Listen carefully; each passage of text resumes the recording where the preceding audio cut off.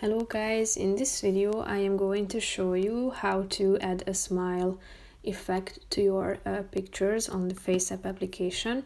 But first I just want to mention, don't forget to subscribe to my channel because at 10,000 subscribers I am going to show you my whole YouTube revenue statistics and growth strategy, how to make money online. So let's jump into it. First of all, open the application on your phone. Then you should tap on the gallery button down below and select a picture that you want to edit from your gallery. After that, slide to the right side of the screen till you find the smiles option and click on it. You can choose from a bunch of options here.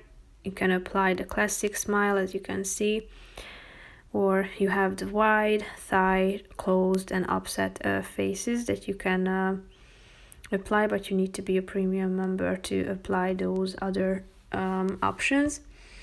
So click on the button apply down below and you can save your picture in the upper right corner of the screen. So that's pretty much it for this video, guys. See you in the next one. Bye bye.